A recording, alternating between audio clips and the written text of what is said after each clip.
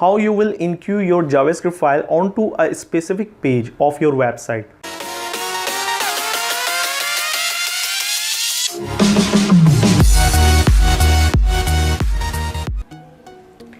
Hello everyone, Sufyan here. This is a quick pro tip for WordPress plugin developer. If you are making a plugin in which you developed some shortcodes which require JavaScript file to work, it is okay to enqueue scripts from your plugin and your functionality and website will run without any major problems. But it is really not good because your JS file will enqueue on all those pages which really doesn't need your JavaScript file.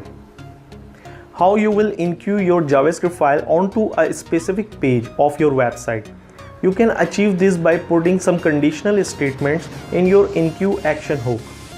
But what if you want your JavaScript file only on your shortcode page? And as you know, the user can place your shortcode at anywhere on the website. So you can't just rely on some specific page for your shortcode because the user can place your shortcode in any page, post or widget. So for achieving this, you just need to register your script instead of enqueuing it in your action hook. At this stage, WordPress knows that your script exists, but it won't be loaded onto pages. And most important, don't forget to put true in WP register script function. This true parameter indicates that you want your script in footer. And lastly and most fun part, enqueue your script where you render your shortcode. That's it. It's very simple.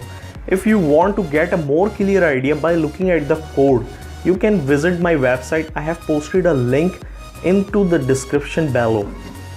Simple and fun. I hope you guys like it and please subscribe to my channel and press the bell icon for more pro tips like this. Thank you.